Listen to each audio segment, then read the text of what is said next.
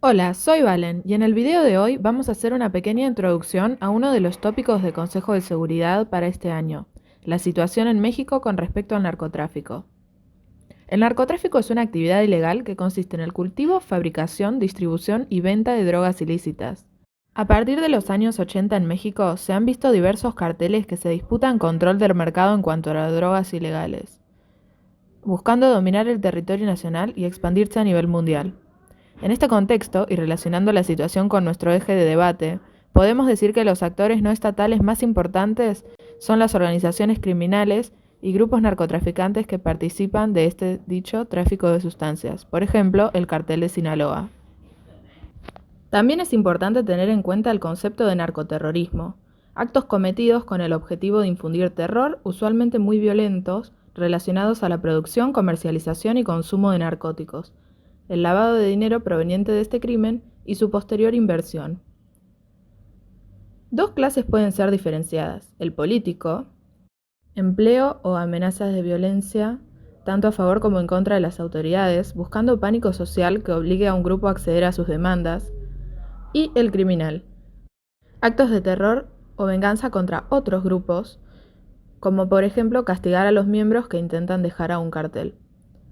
Hoy en día en Latinoamérica y el Caribe, el narcotráfico y narcoterrorismo son uno de los problemas más preeminentes en cuanto a amenazas a la paz y seguridad, siendo entendidos por gobiernos y organismos multilaterales con abundantes recursos, pero sin embargo pocos resultados. Por eso debemos tratarlo en el Consejo de Seguridad. El crimen organizado socava la democracia y distorsiona las economías. Promueve pequeñas pandillas y carteles criminales internacionales que usan su dinero y sus armas para subvertir a las fuerzas de seguridad. A medida que ha ido creciendo y acrecentando su poder, ha crecido su margen de maniobra y ha ido penetrando en el Estado y sus instituciones que originalmente fueron diseñadas para proteger a los ciudadanos y promover la prosperidad. Hoy se convierten en herramientas para ejercer su poder.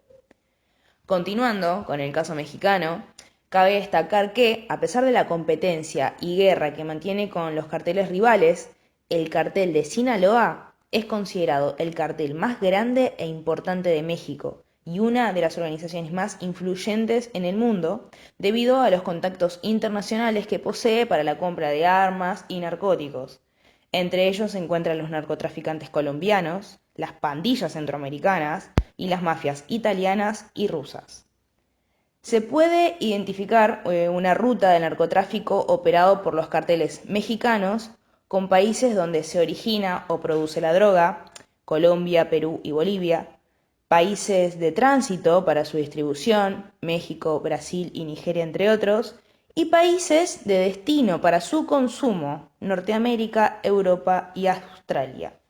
Esto claramente representa una amenaza para la paz internacional, especialmente por el hecho de que algunos de estos países son los que se conocen como narcoestados. Hablar de narcotráfico es indudablemente hablar de Estado, por varias razones. Porque el Estado definió la producción, tráfico y consumo de drogas como actividades ilegales, porque los grupos narcos son el ANE más importante, condicionando el accionar del Estado y su relación con otros estados vecinos y estados destino de esta venta de estupefacientes, y porque la globalización, que redefinió relaciones internacionales a nivel mundial, también contribuye a la proliferación del narcotráfico, siendo más fácil llevar y transportar estos productos de un lado a otro.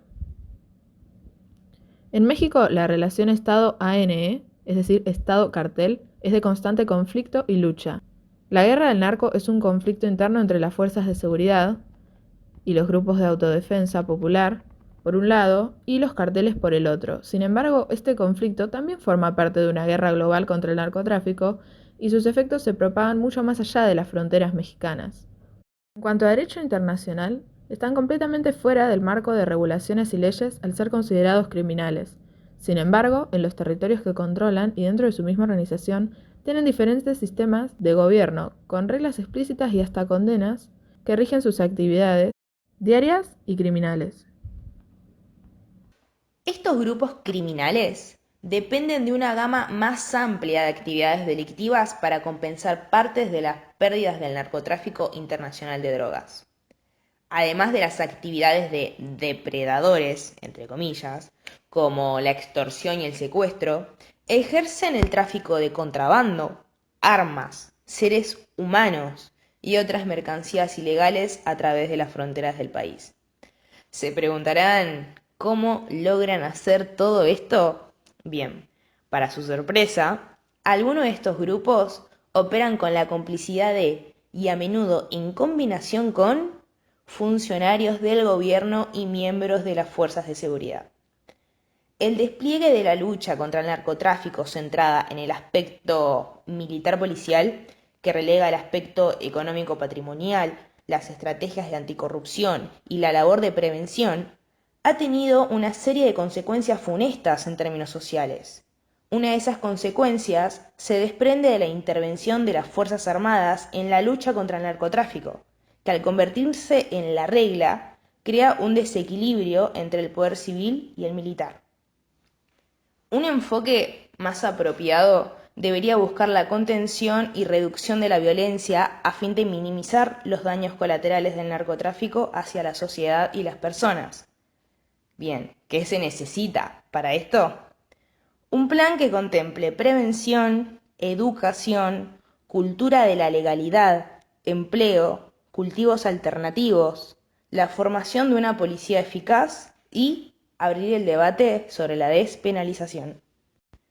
A pesar de que diversas encuestas revelan que la población considera a las Fuerzas Armadas una de las instituciones más confiables, la estrategia militarizada de la lucha contra las drogas ha redundado en una constante violación a los derechos humanos por parte del ejército. Esta institución se encuentra entre las tres que más violan los derechos humanos en México. Si bien todavía no existen resoluciones específicas y detalladas con respecto a la guerra contra el narcotráfico de los carteles mexicanos, en la descripción del video les dejamos enlaces a documentos que les darán un pantallazo general de la posición de las Naciones Unidas por si les interesa. Bien, al abordar esta problemática, los delegados deberán centrarse en reducir los niveles de violencia y corrupción involucradas, proveer a los actores estatales de las herramientas necesarias para ejercer una plena gobernabilidad de sus territorios y fronteras, garantizar la seguridad del personal de organizaciones de derechos humanos que trabajan en el terreno, evaluar el rol de las Fuerzas Armadas en el conflicto y pensar su involucramiento desde nuevas perspectivas, respetuosas siempre de la legalidad y los derechos humanos. Sentar las bases de una futura acción conjunta para todos los estados involucrados. Y todo esto va a ser priorizando la seguridad y el bienestar de la población civil. Uno de los objetivos consistirá en debatir y buscar cómo poner fin a la ruta de narcotráfico transnacional, dado que su accionar se ve acompañado de violencia, crimen organizado y otros crímenes conexos. Así finalizamos la explicación del narcotráfico en México. Cualquier pregunta que tengan o consulta pueden dejarla en los comentarios que vamos a responderla con mucho placer. Yo soy Maya y nada, me despido hasta el próximo video.